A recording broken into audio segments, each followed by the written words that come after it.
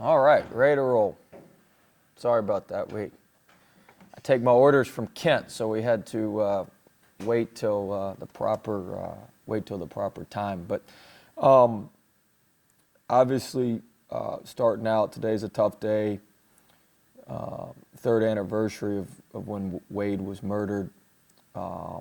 Just tough day for our program.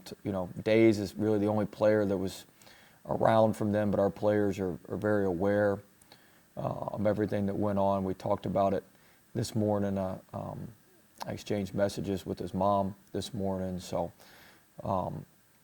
just one of those, it seems like it was just yesterday. Time flies, and it's just one of those tough days for all of us who were around him and spent time with him, and was texting with Skylar earlier this morning. So it's just one of those days, but I think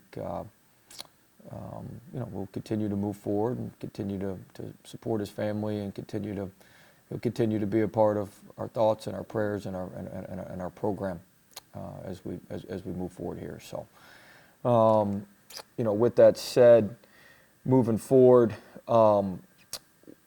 Hurricane Ida affected our state quite a bit, and just like we did when there was the tornado up in Ruston on October 23rd, which is the Saturday that we play Ole Miss in football, we're going to play Nichols State at Nichols in Stoford Gym at 1 o'clock, and we're going to donate all the money back to the hurricane victims. We have a charity down there. We're going to donate all the money back to the hurricane victims right there in the Houma Thibodeau area. So very similar to what we did when we went on the road to play Louisiana Tech.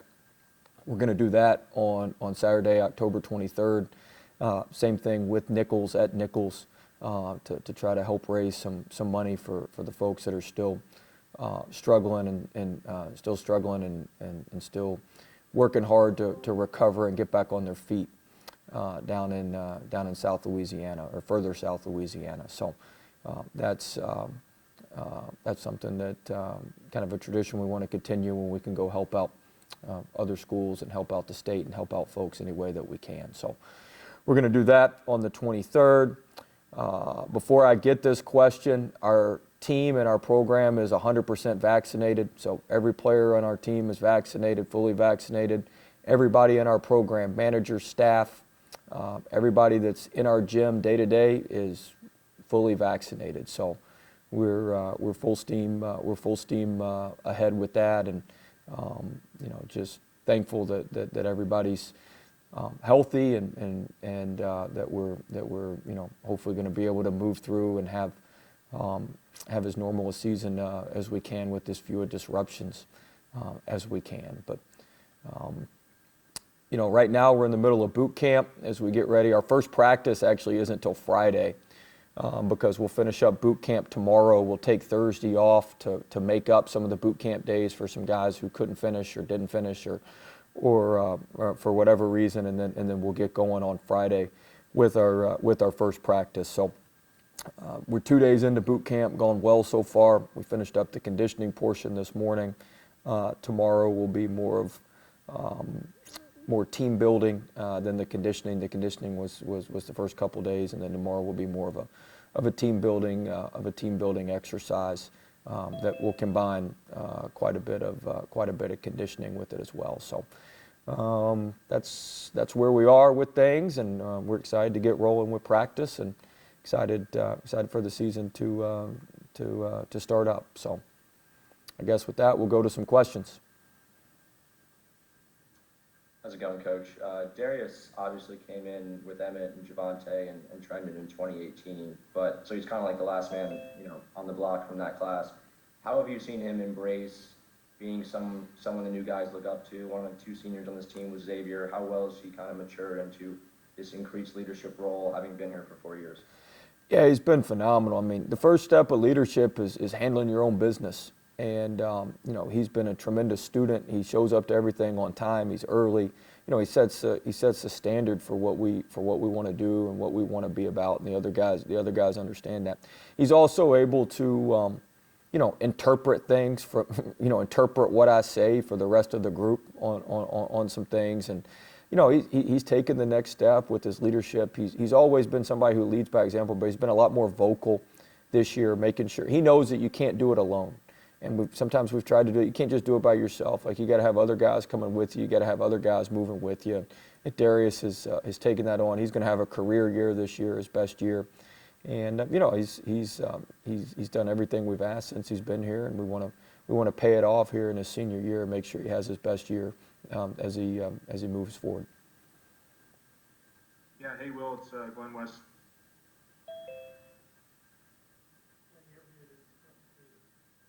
Glenn, you're muted. I don't know. I hit the unmute button. I guess I got muted. Here we go. You're good now. All right.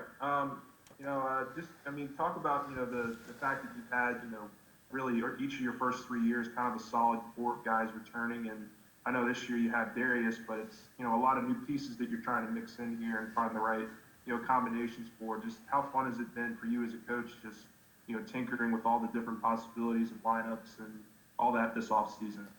Yeah, it's been exciting.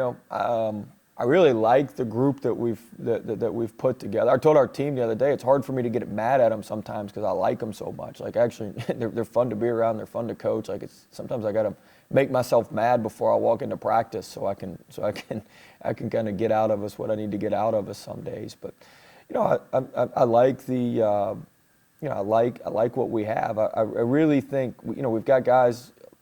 Some of the newer guys and the transfers have high major experience and high-level experience. Penson is, you'd think he's been here. He came from a great program at Missouri. Coach Martin does a tremendous job, and he's fit right in. And then obviously you've got Darius, and nobody in our programs made a bigger jump than Imwani Wilkinson. And he played for us last year, started a bunch of games for us last year. There's nobody that's had a better offseason in our program than Imwani. I mean, he's going to look like a new player, especially on the offensive end. When people see him, they're going to be shocked.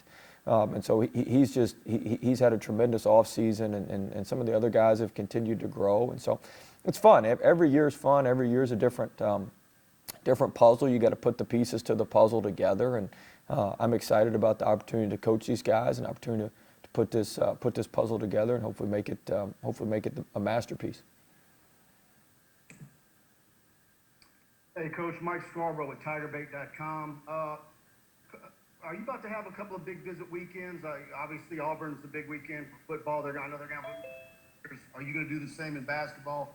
How would you characterize your early schedule, particularly that Niceville tournament, the Emerald Classic?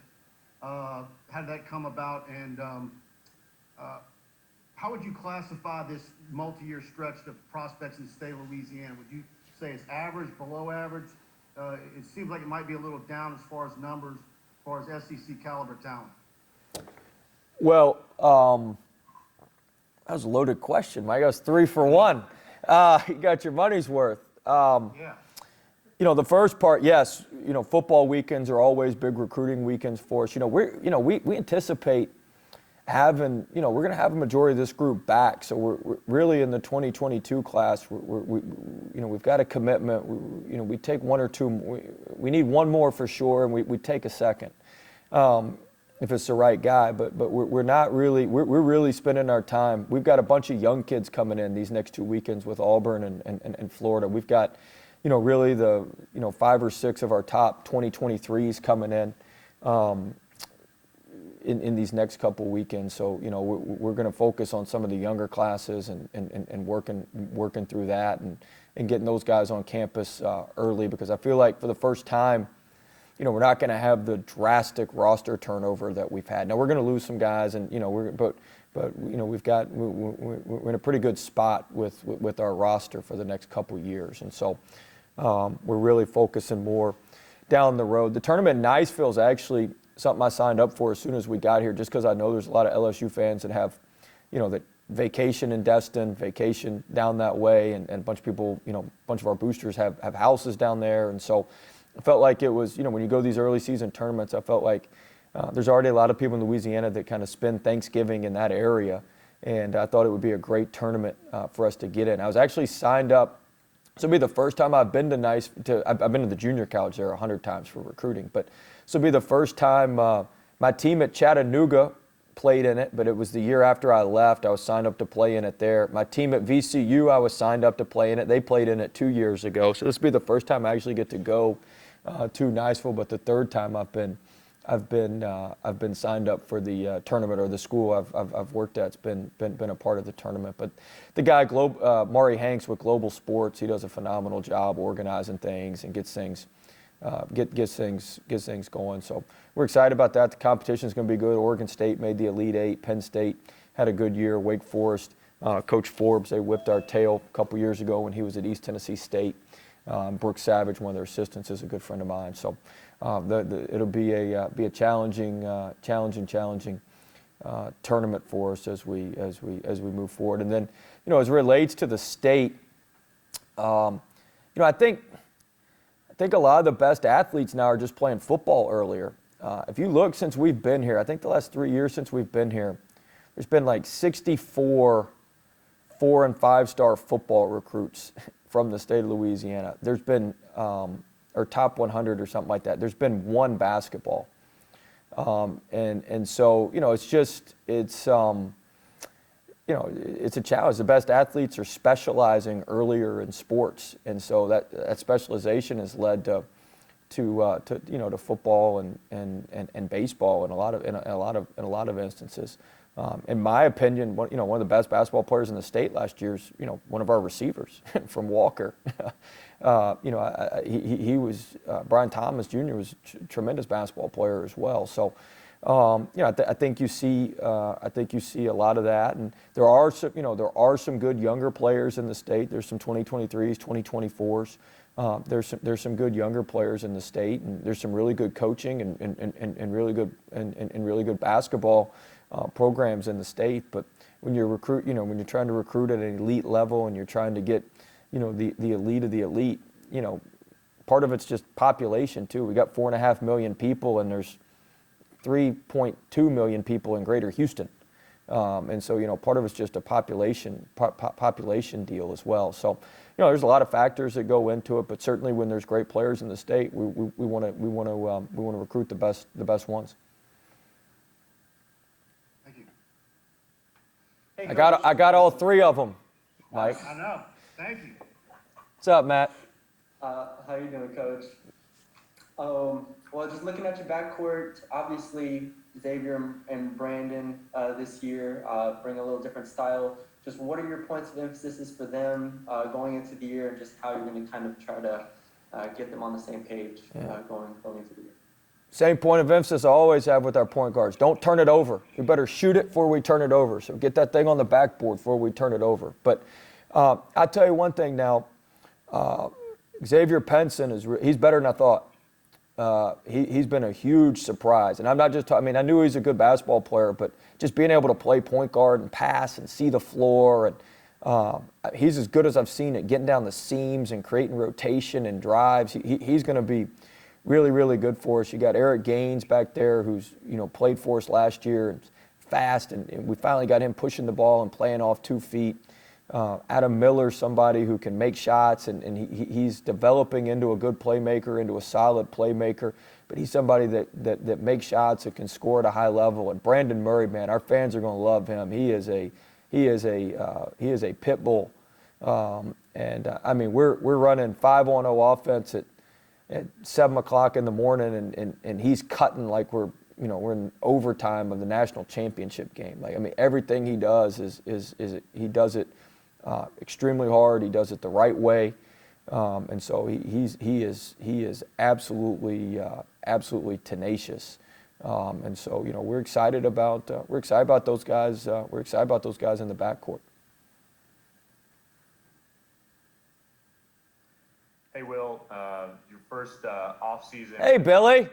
How are you? Rolling back.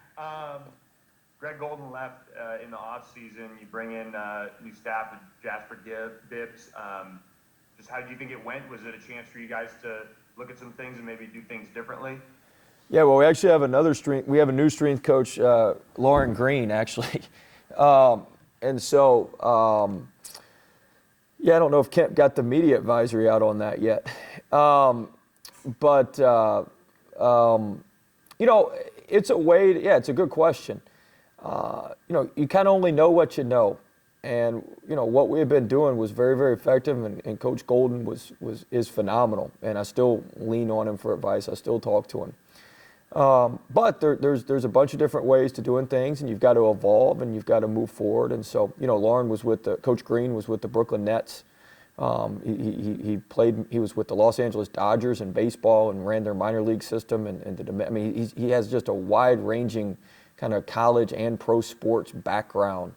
And you know, there's some new ideas, there's some new things that you know that are out there that I think we're taking advantage of. I think our guys are taking advantage of, and I can tell from our guys' questions to me, our guys trying to get in the weight room extra. You know, some of our guys are doing 2-a-days, trying to get in there extra. That there's buy-in and that they believe in what we're doing. Now we're still lifting weights. We're not doing all bands. We're not, you know, we're still doing a bunch of stuff. But yeah, I think there's a new, you know, some new methods that'll prove to be successful for us.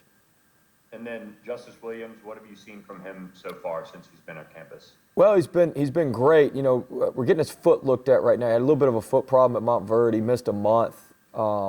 He actually got an MRI yesterday. We're getting it read. We'll get everything. We'll kind of know everything tomorrow what we want to do with him. But he's been great. He plays at a tremendous pace. We had a scrimmage the other day. He had 8 points, 8 assists, and 10 rebounds, which is just tremendous line. He's a little bit different point guard than what we've had. He's not necessarily a scoring first point guard. It's really pass the ball, rebound the ball. You can't speed him up. He plays at one pace, and so he's somebody we think's got a very, very bright future. He's a hard worker. He's diligent. He's about his business, and you know, we're excited about him. Good to see you, Billy.